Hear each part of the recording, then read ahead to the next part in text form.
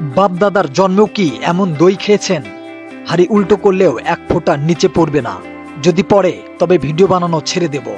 গ্রাম বাংলার আসল দই জমানোর সেই গোপন টেকনিক দেখবেন, চলুন। এক হাঁড়ি দইয়ের পেছনে লুকিয়ে আছে কত পরিশ্রম, একবার ভেবে দেখুন তো।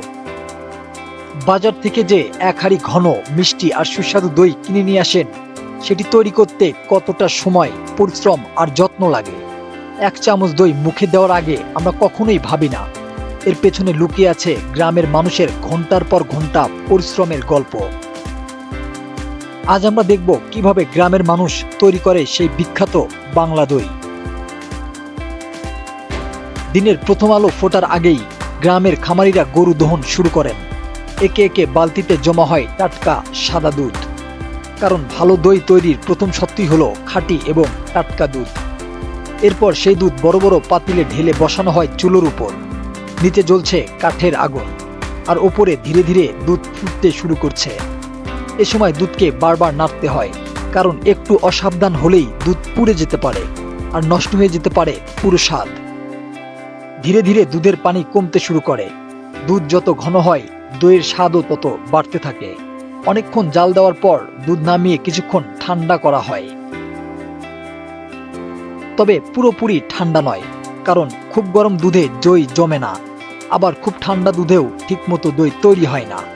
তাই এই ধাপে দরকার সঠিক তাপমাত্রা এবং বছরের পর বছর অভিজ্ঞতা।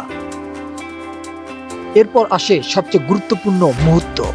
আগের দিনে সামান্য টক দই নেওয়া হয়। এই সামান্য টক দই নতুন দই তৈরির মূল রহস্য। টক দই ভালোভাবে দুধের সঙ্গে মিশিয়ে নেওয়া হয়, আর তখন থেকে শুরু হয় এক অদৃশ্য পরিবর্তন। তরল দুধ ধীরে ধীরে জমাট বাঁধার প্রস্তুতি নিতে থাকে। এরপর সেই দুধ ঢেলে দেওয়া হয় মাটির হাঁড়িতে। কিন্তু কেন মাটির হাঁড়ি? কারণ মাটির হাঁড়ি দুধের অতিরিক্ত পানি শুষে নেয়, ফলে দই হয়ে ওঠে অনেক বেশি ঘন, নরম এবং সুস্বাদু। এই কারণেই গ্রামের মাটির হাঁড়ির দইয়ের স্বাদ এত বিখ্যাত। এরপর হাঁড়িগুলো কাপড় দিয়ে ঢেকে উৎস জায়গায় রেখে দেওয়া হয়। ঘন্টার পর ঘন্টা কেটে যায়। ধীরে ধীরে ঘটে এক আশ্চর্য পরিবর্তন। যে দুধ কিছুক্ষণ আগেও ছিল তরল, সেটি এখন পরিণত হয়েছে ঘন, জমাট আর সুস্বাদু দইয়ে। ভোরবেলা যখন হাঁড়িগুলো ঢাকনা খোলা হয়, তখন দেখা যায় সাদা মসৃণ আর ঘন দইয়ের এক অপূর্ব দৃশ্য।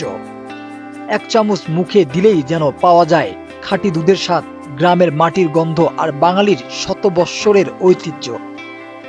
তাই পরের বার যখন এক বাটি দই খাবেন, তখন মনে রাখবেন এটি শুধু একটি খাবার নয়, এটি গ্রামের মানুষের পরিশ্রম, ধৈর্য আর ভালোবাসার এক মিষ্টি সৃষ্টি।